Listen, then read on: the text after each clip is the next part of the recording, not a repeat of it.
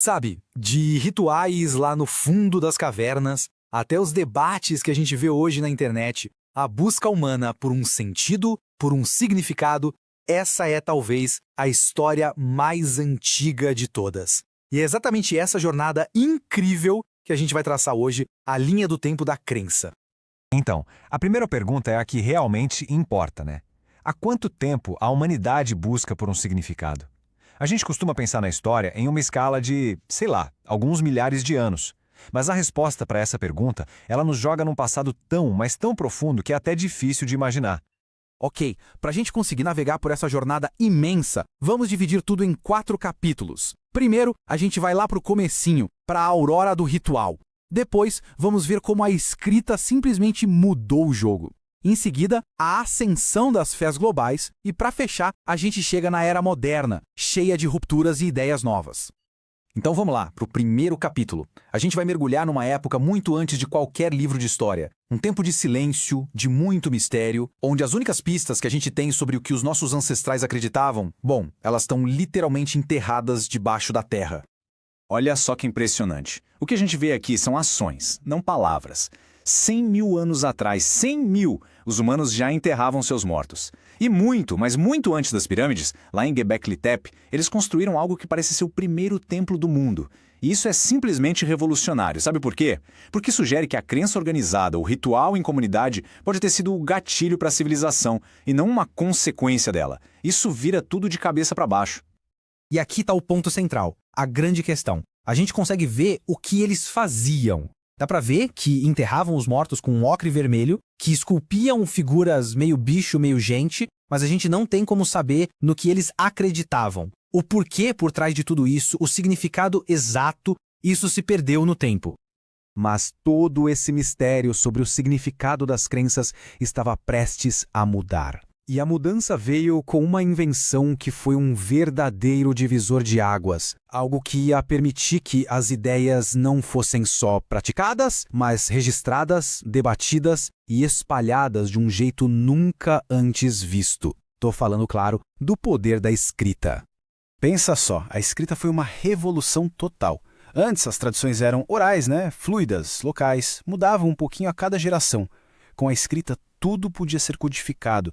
Uma crença agora podia ser gravada em pedra, ou papiro, e ser levada através de desertos, oceanos e, o mais incrível, através dos séculos. Ela se tornou permanente e portátil. E aí a gente começa a ver isso acontecendo no mundo antigo inteiro. As culturas começaram a colocar suas crenças no papel, por assim dizer.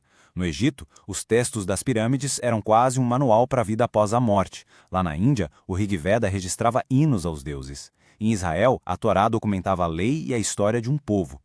De repente, a crença ganhou uma âncora, um texto de referência. E aqui a gente percebe uma diferença fundamental. Essas primeiras fés escritas eram, na maioria das vezes, ligadas a uma cultura, a um povo, a um lugar. Eram bem específicas. Mas e se uma ideia fosse tão poderosa a ponto de cruzar qualquer fronteira? De falar com a humanidade inteira? Pois é, esse foi o próximo grande salto nessa história. Agora a gente entra numa era que, olha, mudou o mundo para sempre. Uma era em que algumas poucas figuras e um punhado de ideias-chave simplesmente redesenharam o mapa espiritual de bilhões de pessoas. E o impacto disso, bom, a gente sente até hoje. E o mais impressionante é que tudo aconteceu num período de tempo relativamente curto, historicamente falando. Por volta de 563 antes da Era Comum, nasce Siddhartha Gautama, e os ensinamentos dele dariam origem ao budismo. Aí, uns 500 anos depois, por volta do ano 6 antes da Era Comum, nasce Jesus de Nazaré. E a vida e os ensinamentos dele se tornariam a base de tudo que a gente conhece como cristianismo.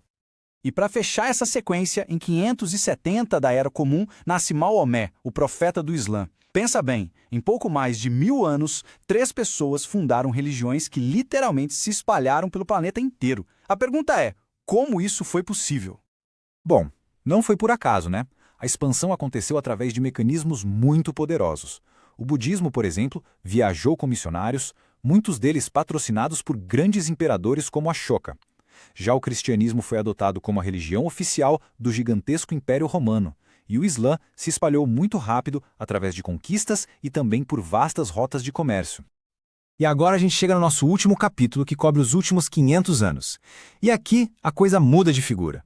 É uma era que não é mais definida pela unidade, mas sim pela fragmentação, pelo questionamento e por uma verdadeira explosão de novas formas de acreditar e também de não acreditar. Vários pilares das crenças tradicionais começaram a balançar. A Reforma Protestante, por exemplo, botou em xeque quem tinha autoridade para interpretar os textos sagrados. Depois veio o Iluminismo, colocando a razão humana no centro de tudo. E, ao mesmo tempo, a era da exploração global forçou o encontro, muitas vezes violento, entre visões de mundo que nunca tinham se cruzado antes. Todo esse caldeirão de mudanças, junto com toda a agitação social da Revolução Industrial, criou o cenário perfeito para o século XIX. E o resultado? Uma explosão de novos movimentos religiosos, cada um tentando oferecer um novo tipo de resposta para as novas incertezas daquele tempo. E olha, isso aqui é só uma pequena amostra, a ponta do iceberg dessa diversificação. Movimentos como o sikhismo já existiam há algum tempo, mas o ritmo acelerou demais no século XIX, com o mormonismo, a fé Bahá'í, e a coisa continuou no século XX. O mapa religioso do mundo estava ficando incrivelmente mais complexo. E no meio de toda essa diversidade, uma ideia totalmente nova também começou a ganhar muita força: o secularismo, que é basicamente o princípio de que o governo não deve se meter em religião e a religião não deve se meter no governo. A ideia de separar igreja e Estado, sabe? Como a gente viu acontecer nos Estados Unidos em 1791 e na França em 1905. O século XX foi, sem dúvida, um palco de contradições. Porque olha só, de um lado, a gente teve o ateísmo de Estado tentando eliminar a religião, como na União Soviética. Mas, ao mesmo tempo, a gente viu a criação de países inteiros baseados numa identidade religiosa, como o Paquistão e Israel. E, para completar, um renascimento de novas espiritualidades, totalmente diferentes. Um século de extremos. Essa frase aqui resume perfeitamente a nossa jornada, né? Dos rituais silenciosos lá na escuridão da pré-história até uma conversa global, digital, sobre crença.